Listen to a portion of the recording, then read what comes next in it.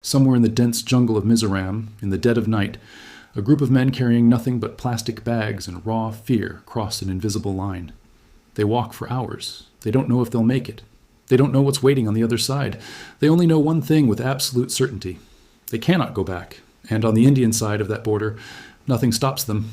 No wall, no wire, no searchlight. Just jungle, silence, and a line drawn on a map that means almost nothing on the ground. But that is changing. Rapidly, irreversibly, and with consequences that most of the world isn't paying attention to. Oh, India, the world's most populous nation, a country with one of the longest land borders on the planet, is right now constructing a massive physical barrier along its entire eastern frontier. Hundreds of kilometers of smart fencing, surveillance towers, thermal imaging cameras, floodlights, and armed border posts. A modern wall cutting through one of the most remote, rugged, and biologically extraordinary regions on Earth. The official reason: border security, illegal immigration, drug trafficking. But the real story is older, deeper, and far more complicated than any government press release will ever tell you. It is the story of two nations born from the same colonial wound. Of ethnic communities split by borders they never agreed to, never drew, and never accepted. Of a democratic giant increasingly afraid of its own neighborhood. And of millions of ordinary people, farmers, pastors, mothers, children, caught between a wall being built and a world that's rapidly closing every door. Why is India building this wall? Who does it protect? And who does it crush in the process? The answer begins not in the corridors of New Delhi, but 600 kilometers to the east, in a country that barely anyone outside Asia is watching, and where an entire civilization is burning. To understand why India is walling off its eastern border, you first have to understand the geography of forgetting. The India-Myanmar border stretches over 1,643 kilometers. It cuts through 4 Indian states: Arunachal Pradesh, Nagaland, Manipur, and Mizoram. And this is not flat, open desert. This is some of the most extreme terrain on the planet. Ancient teak forests. Mist-covered mountain ridges that rise and fall like the spine of some enormous buried creature. Rivers that flood without warning, erasing trails overnight. Villages that appear on no road map, accessible only on foot, connected to the outside world by rumor and radio signal. For most of recorded history, this border didn't really exist in any meaningful sense. The people on both sides, the Nagas, the Mizos, the Chin, the Kuki-Zo, were the same people, same clans, same dialects, same funeral rites and marriage customs, same gods and the same stories about where those gods came from. The colonial British drew a line through their homelands in the 19th century with the same casual bureaucratic brutality they applied everywhere else on the map. When India and Burma became independent nations in 1947 and 1948 respectively, that line hardened into an international border recognized by international law. But the people refused to fully honor it. They crossed freely to visit aging parents, to attend the funerals of cousins, trade rice and fish and cloth at weekly markets, to find husbands and wives in the villages of the other side. And for decades, both governments largely looked the other way. India even maintained a formal policy called the Free Movement Regime, the FMR, that allowed residents living within 16 kilometers of the border to cross without a passport or visa, staying for up to 2 weeks at a time. A rare and remarkable acknowledgement buried deep in the bureaucratic machinery of a modern nation-state that borders and people do not always match. Protesters flooded the streets of Yangon and Mandalay and 100 smaller towns. The military shot them. Systematically, methodically, without apparent remorse. The country collapsed into full-scale civil war. And suddenly, a quiet, forgotten jungle border between India and Myanmar became the center of a geopolitical crisis that India was completely unprepared to handle. To truly understand India's eastern border policy, you need to go back even further than 2021. You need to understand what this region has meant and what it has cost since the very moment of independence. When India was born in 1947, its northeastern states were not simply integrated into the new nation through consent or negotiation. They were absorbed, often over the vocal protests of their indigenous populations. The Nagas, for example, had actually declared independence from both the British and the incoming Indian state, a declaration that India simply ignored. The result was a brutal counterinsurgency war that dragged on for decades, and in some of its forms, never truly ended. The entire Northeast became what Indian scholars and journalists eventually began calling a disturbed area, governed under the Armed Forces Special Powers Act, a law that gave military personnel sweeping powers of arrest, detention, search, and the use of lethal force with virtually no judicial oversight whatsoever. A law originally passed in 1958 in direct response to the Naga uprising, and still in effect in parts of the region today, more than 6 decades later.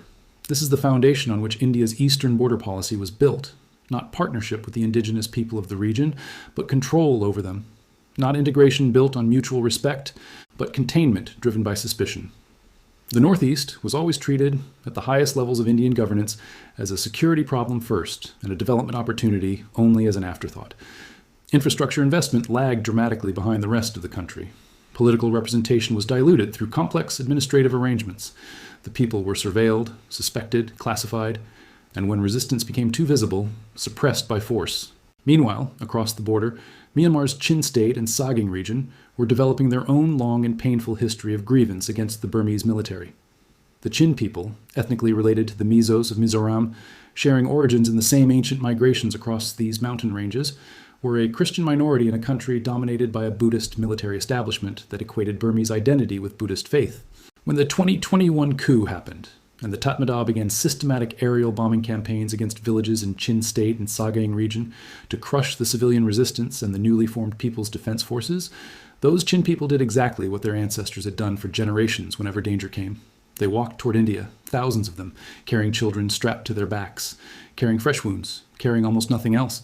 They came through the jungle passes and the river crossings and the border villages, and they asked for safety. In India, the country that calls itself the world's largest democracy, the country that lectures smaller nations on the importance of human rights and democratic governance, looked at these people and responded with surveillance cameras and concrete posts and the announcement of a wall before the coup, before the wall, before the refugees arrived in numbers that could no longer be ignored. The India-Myanmar relationship had its own version of a golden age, a period when the official vision was not walls, but bridges. Through the 2000s and into the 2010s, India was investing heavily in what it officially called its Act East policy, a strategic pivot designed to build stronger economic, diplomatic, and cultural ties with Southeast Asia. Myanmar was the literal gateway to that vision, the only land connection between South Asia and Southeast Asia. The country India absolutely needed to court and develop if it ever wanted a road link to Thailand, Laos, Vietnam, and the vast ASEAN economic network beyond.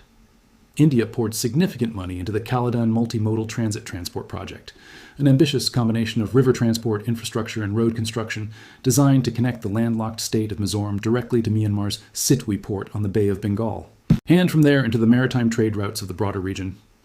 It was a project that would, in theory, give India's isolated northeastern states their first real connection to international commerce.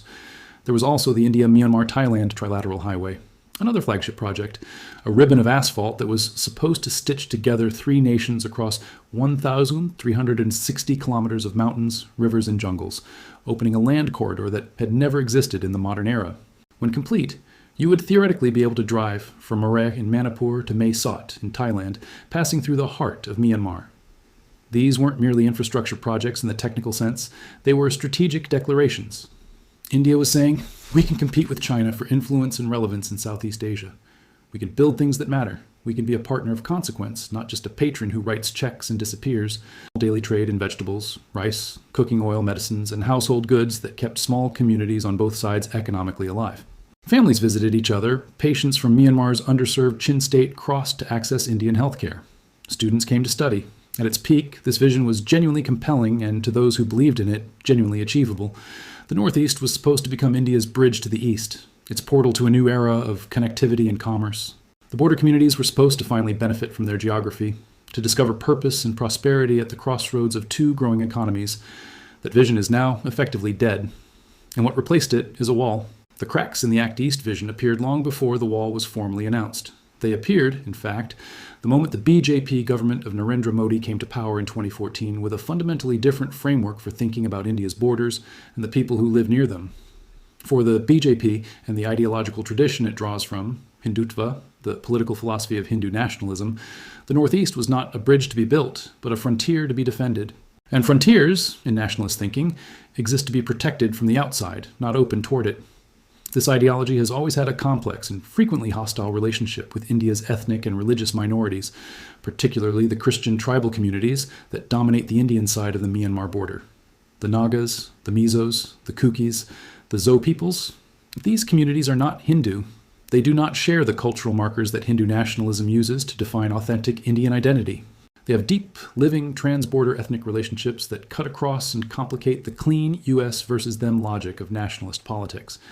They are, from this worldview, inherently suspect, not quite fully Indian, too connected to the other side, potentially disloyal.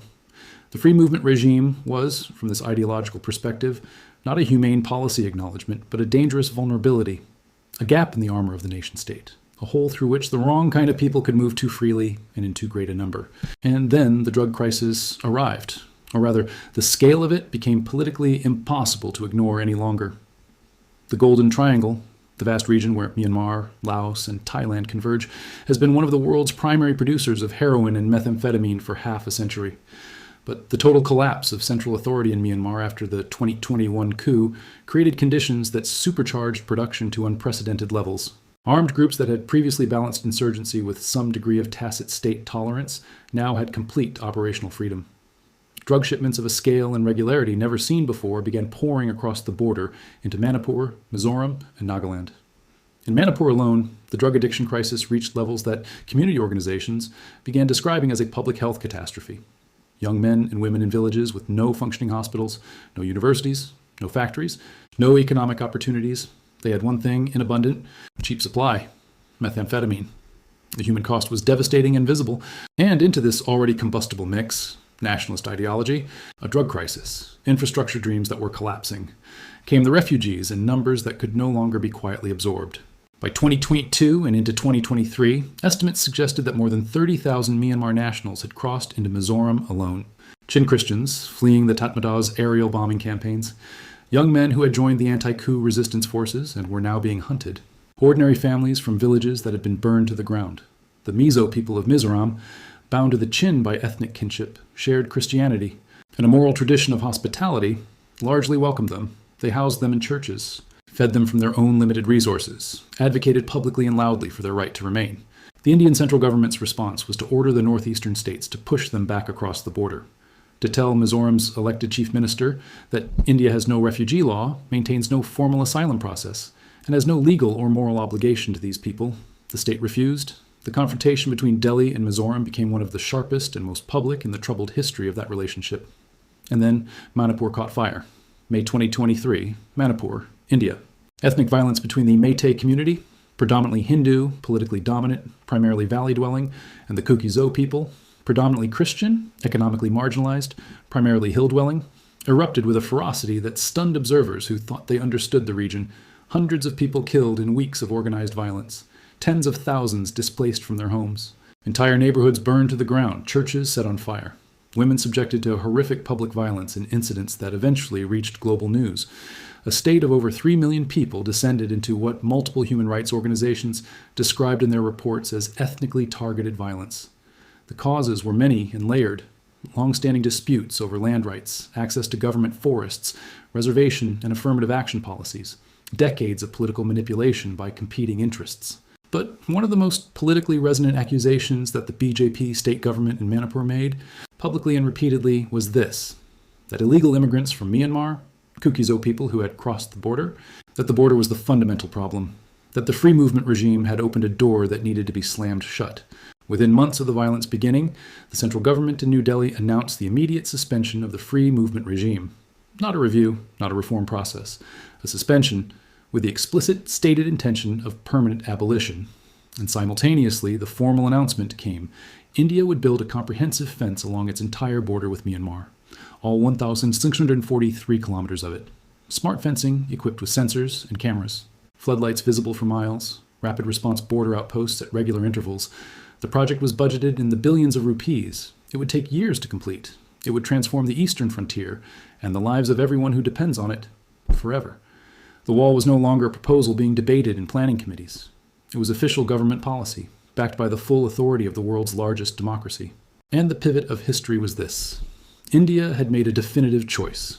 Its future lay not in opening its eastern border, but in sealing it. Not in bridging Southeast Asia, but in barricading against Myanmar. Not in solidarity with ethnic kin across the border, but in the clean, surveilled, floodlit authority of a nation-state that had decided once and for all who belonged inside and who did not. The consequences of this decision are already unfolding in real time, and they are, in multiple dimensions, simultaneously devastating. For the communities living along the border, on both the Indian and Myanmar sides, the wall is not experienced as a security measure. It is experienced as an amputation. Farmers who have cultivated land on both sides of the borderline for generations, whose families have worked those fields since before the concept of an international border existed in these mountains, will lose access to their livelihoods. families divided by the colonial era boundary who have maintained relationships across it for 75 years will lose the ability to visit each other at all. The informal trade economy that has kept borderland villages economically alive, the daily exchange of vegetables, fish, rice, medicines, timber, and 100 other goods at small cross-border markets will be choked off completely. Communities that have survived on this trade for generations will face economic collapse with no alternative economy waiting to replace it. The Kuki-Zo, the Chin, the Naga, the Zo, peoples who have never experienced themselves as citizens of two genuinely separate nations, who have always understood the border as a line on paper rather than a lived reality, are being told, in the most physical and unmistakable way possible, that the line is real, that the concrete and the wire and the thermal cameras and the armed soldiers are real, that their ethnic and cultural unity across this border is a problem to be managed, not a reality to be honored. The Mizo people of Mizoram, who have openly defied the Indian government by sheltering Myanmar refugees, who have publicly declared their solidarity with the Chin across the border, whose chief minister has stated in so many words that his people cannot abandon those who share their blood and their faith, face an increasingly impossible choice: obey Delhi's orders and participate in sealing the border against people they consider kin, or continue to honor their own moral and cultural obligations, and face escalating political consequences from a central government with a long memory and a short temper. Meanwhile, Myanmar continues to burn. The Tatmadaw continues its bombing campaigns against civilian populations in Chin State and Sagaing. Villages that have stood for centuries continue to empty. People continue to flee, and the places they can flee to are fewer and fewer with every passing month. Bangladesh, already overwhelmed by over 1 million Rohingya refugees from an earlier chapter of Myanmar's cycles of military violence, has hardened its own border. Thailand presses them back across the river without ceremony. China, Myanmar's military's most strategically important external partner, has zero interest in destabilizing its own border provinces. By absorbing refugees from a conflict it is at least partially enabling. India was, in a real and practical sense, the last door open to these people, and India is closing it. The great infrastructure vision of Act East, the highways, the river ports, the trade corridors, the bridge to Southeast Asia, lies largely unfinished or severely underused, overtaken by the chaos of Myanmar's collapse and India's increasingly inward and defensive posture. The Caledon Project limps forward, years behind schedule, sections of it passing through territory now controlled by anti-Tatmadaw resistance forces. The Trilateral Highway is nowhere near complete. The bridge India was supposed to build to Southeast Asia is, for the foreseeable future, a road leading to a war zone. And there is one final dimension that almost nobody in the mainstream political discussion is willing to say plainly: the wall will not stop the drugs. Drug trafficking organizations have resources, sophisticated logistics, ingenuity accumulated over decades, and, most critically, corrupt officials available on both sides of every border they cross. A smart fence with thermal cameras is a serious deterrent to poor, exhausted refugees. It barely inconveniences a well-organized, well-funded narcotics network that has been navigating border controls in this region since before India was independent. The drug crisis in Manipur and Mizoram is, at its roots, a failure of economic development, governance, and law enforcement, problems not solved by pouring concrete along a jungle boundary. If anything, the economics of drug smuggling improve when borders harden, because hardened borders drive up the risk premium and therefore the profit margin for those organized enough to continue navigating them. The wall is, in this sense, a political gesture of enormous expense dressed up in the language of security necessity. Every wall built in modern history carries within its concrete and wire the story of the fears of the civilization that built it. The Berlin Wall told the story of a communist state so afraid of its own people that it had to imprison them inside their own country. The United States' barriers along its southern border tell the story of a superpower unwilling to honestly reckon with the consequences of its own economic dominance over its neighbors. The walls going up across Europe tell the story of wealthy democracies that want the benefits of globalization without the human beings that globalization displaces. And India's Eastern Wall tells its own story, the story of a democracy increasingly willing to sacrifice its most vulnerable neighbors and its own borderland citizens on the altar of a particular, narrow, and ultimately brittle vision of what a nation is and who belongs in it. But walls also always generate unintended consequences, and history offers no exceptions to this pattern. They create grievances that calcify across generations. They harden identities that might otherwise have softened and blended over time. They tell the people on the outside, in the clearest, most permanent possible language, that they are not wanted, not seen, not counted as fully human by those on the inside. And history demonstrates, with exhausting consistency, that walls do not resolve the underlying forces that drive people to cross them. They only make the crossing more desperate, more dangerous, and ultimately more determined. The Kuki-Zo and Chin people did not create Myanmar's civil war. They did not choose to be born on the side of the border that the military decided to bomb. The Naga farmers did not invent the methamphetamine trade. The Mizo pastor who opened his church to a family of refugees arriving with nothing at midnight was not a national security threat. These are human beings caught in the slowly grinding machinery of geopolitics, of a military coup they didn't vote for, of a border they didn't draw, of a colonial cartography they never consented to, and now of a wall being built through the middle of their history. India's eastern wall will stand, when it is complete, as a monument to this particular moment in the history of the world's largest democracy, to the failure of imagination, to the choice of the expensive and the symbolic over the difficult and the durable, to the decision that the people on the other side of the wire are someone else's problem. And it will pose a question that every powerful nation eventually has to answer, usually when it is too late to change the answer. Is a border wall a sign of strength? Or is it an admission, cast in concrete and floodlit for all to see, that you have simply run out of better ideas? If this story made you stop and think, share it. Because the India-Myanmar border is one of the most consequential and East-reported geopolitical stories unfolding on the planet right now, and the people most directly affected by it are almost entirely invisible in global media coverage. Tell us in the comments, do you believe border walls ever actually achieve what they claim to? And if you want to go deeper on the ethnic conflicts of India's northeast, on the Kuki-Zo and Chin peoples, on Myanmar's civil war and the armed resistance groups fighting back, we've linked our full research and source list in the description below. Subscribe if you're new here. We cover the stories that the 24-hour news cycle doesn't have the patience for. See you in the next one.